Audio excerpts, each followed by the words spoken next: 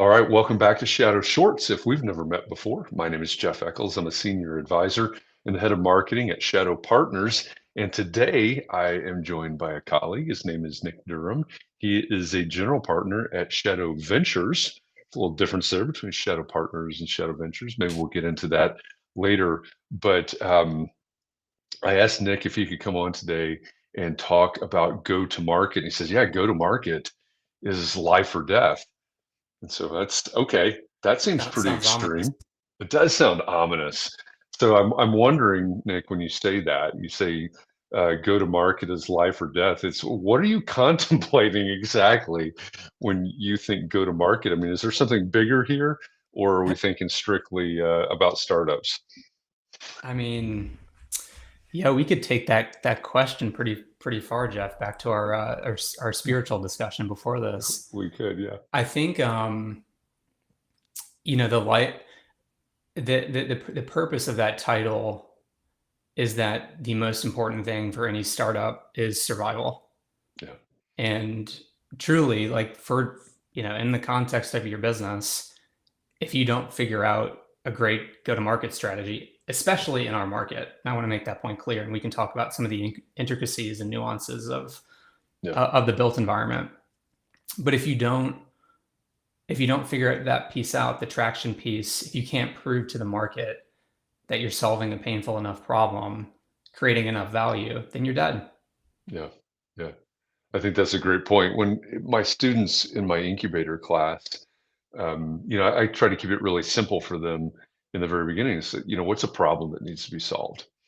Right? And so we do a little exploration. They come up with some ideas, and then the question becomes, okay, can you solve that problem?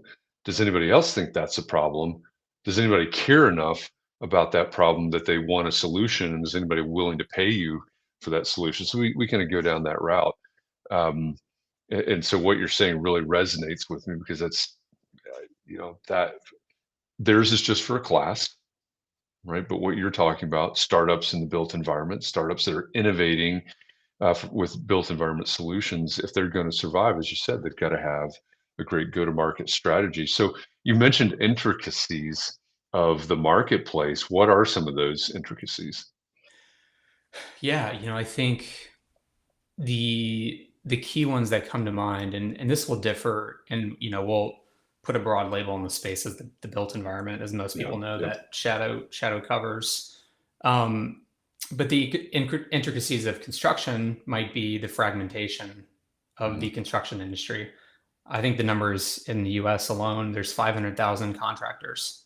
That's insane to have to sell to that many different types of businesses. And by the way, like the that cohort of 500,000 general contractors represented across many different geographies, many different types of construction, often um, many different sizes and scopes. You have residential versus commercial. You can break down commercial into 5 different types. You can break down residential into many different yeah, types.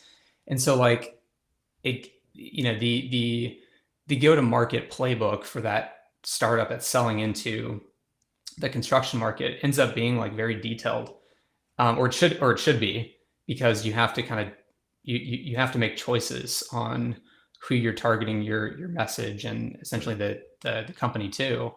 When you're looking for initial leads and you're looking for places to market and advertise, you have to make those decisions. You're not going to reach the people that you want if you're just blanket marketing to any construction publication, right? right, And the same thing, you look at the design space, you look at the engineering space. There's differences if you're selling into those markets too.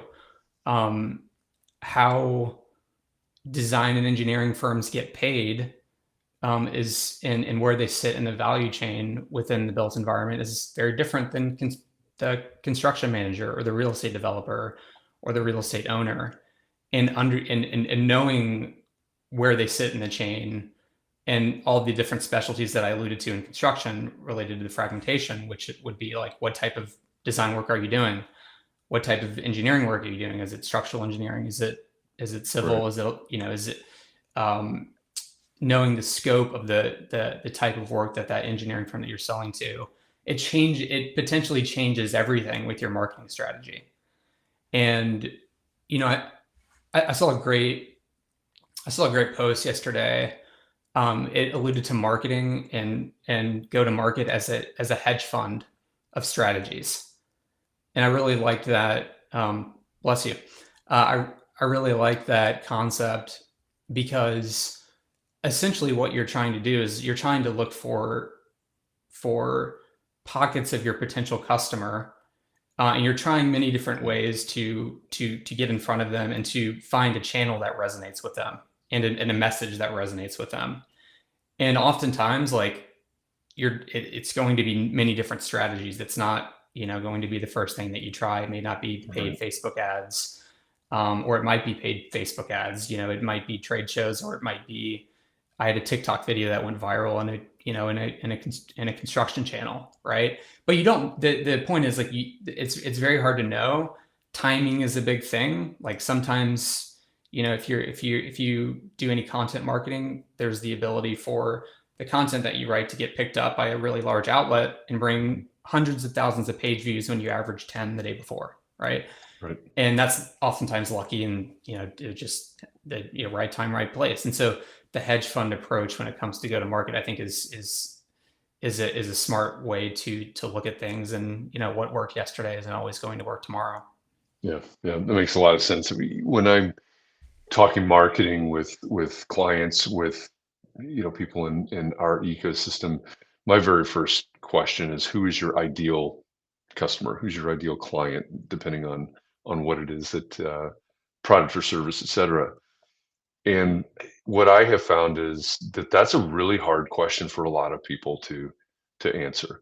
If it's a professional services firm, a architecture, engineering contractor, somebody like that, they typically will have made the decision, oh, these are the types of projects that we do.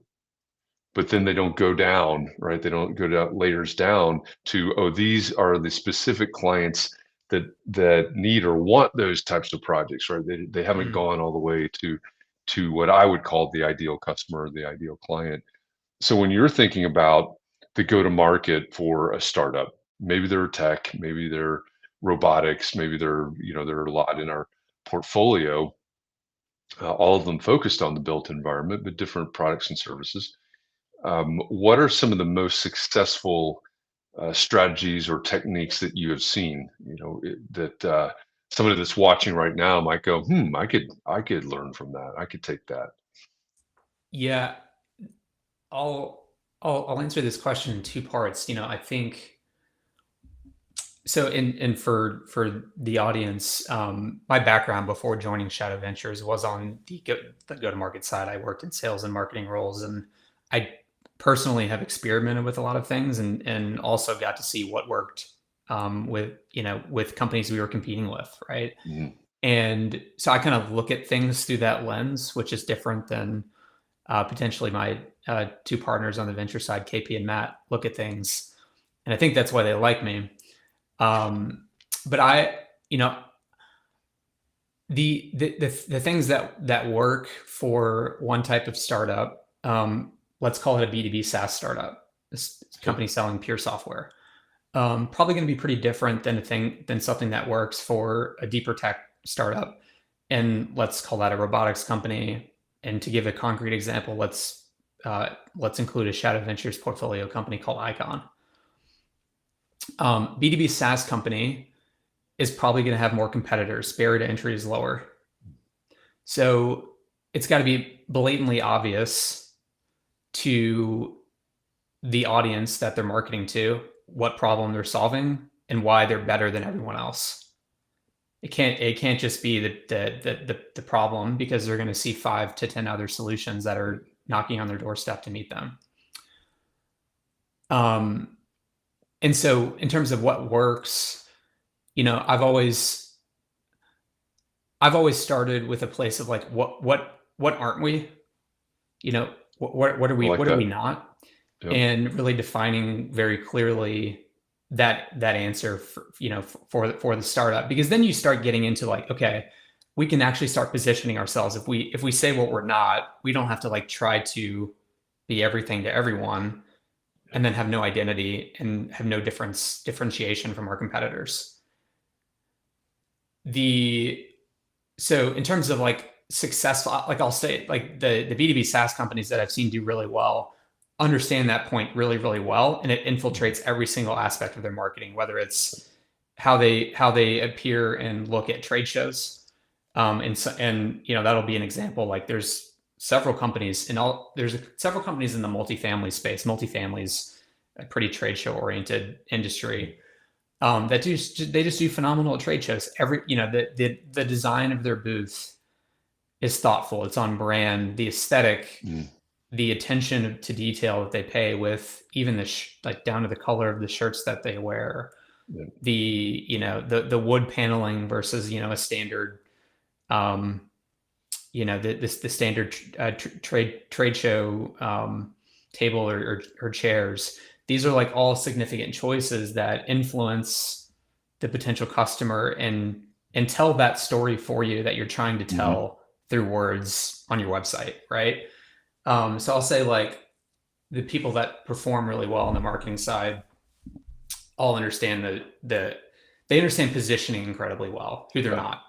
Yeah. And on the going back to the icon example, we've seen, when I joined Shadow, icon was still pretty early stage. Um, but it was very apparent that what they were doing was highly marketable. 3D printed houses.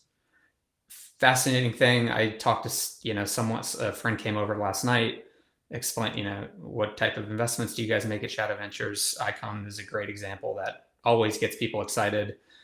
Um, and it's transformational, right? Mhm. So like, the aesthetic is different. The idea of a home for half the cost and half the time through printing concrete through a printer that humans invented, not like materials from the earth. Um, it's and or labor using materials from the earth, and I think that's just like it's a fascinating concept in and of itself. So from the get go, they understood that and they leveraged that in the biggest way that they could, which was through PR channels with Sure. media outlets that um, had covered housing previously and probably would be very interested in their mission Yeah. and what they were doing to bridge the affordability gap. So like what they did well was they understood the product, they understood its marketability, they understood how to make it newsworthy, how to talk about it being newsworthy with PR firms, PR outlets, media companies, the Mhm. largest in the world, and they told their story incredibly well. Yeah. Yeah. So on one hand, you've got the SaaS product, and I love the approach. This is what we're not. It's a great place to start to differentiate yourself and position yourself, as you said. And then on the other hand, you've got what I would say is more of an, in a way, an aspirational approach. Yeah, we're three.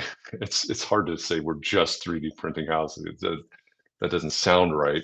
But we're building homes, but in a very different way for a very different purpose. And to me, that comes off as a much more aspirational um, positioning for that particular brand, that particular product. And that's so I think that's a great juxtaposition. It's a great example. Know who you are, know who you're not, um, know who your ideal customer is.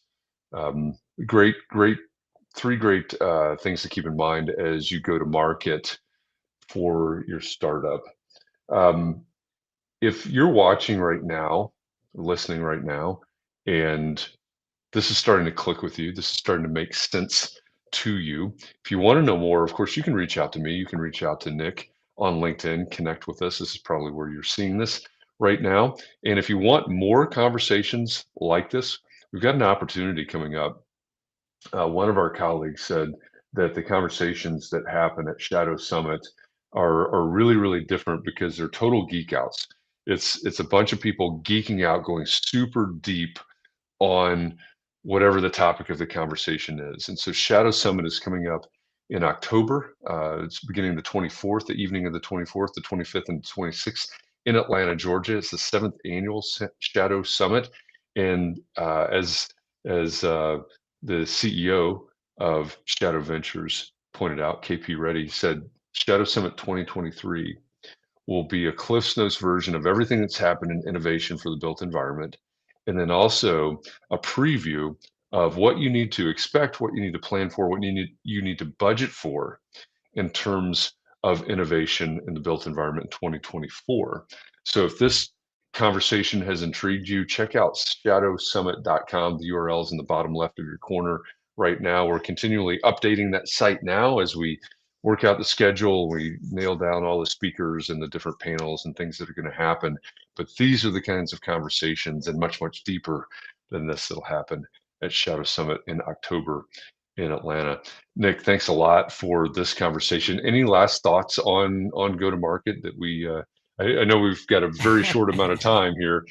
We could talk about this for days, but any last Yeah, thought? I'll close with do not underestimate the importance of go to market. Yeah, If you're a founding team, it needs to be prioritized in the same way that product is prioritized. yeah, A great product that has a terrible go to market probably will fail. yeah. That's I So we'll end it we on an ominous note. well, yes, and I'm gonna double down on that because as you were saying that, the one thing that comes to my mind is I do a talk called Commodity as this commodity does. And in that, I use the example of Creative's Nomad Jukebox. You're just going to have to Google this stuff because we don't have time. Creative's Nomad Jukebox, which went to market 18 months ahead of the iPod. Have you ever owned a Creative Nomad Jukebox I do or an remember the iPod? product for what it's worth, but no, I did Mhm. not own it. Yeah. Yeah, it's a fascinating case study because 18 months is a millennia in terms of consumer electronics, and I actually gave that talk in Cincinnati last week, and somebody raised their hand and said I actually owned one of those. Hmm. I've given that talk to thousands of people, and that person was the second person that ever Wow. raised their hand Yeah. and said I owned one versus the iPod.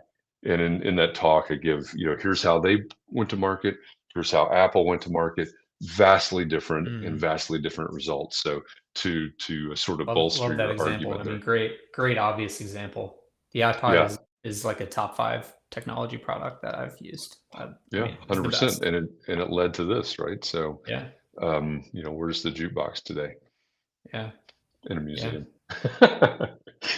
Cool. All right. Thanks, Jeff. Well, Appreciate it. yeah, absolutely. Thank you, Nick, for this conversation. For all of you out there that are watching this either live or on the replay, we appreciate you. Go to shadowsummit.com, join us in Atlanta, and I'll be back tomorrow with another Shadow Short. Thanks, everybody.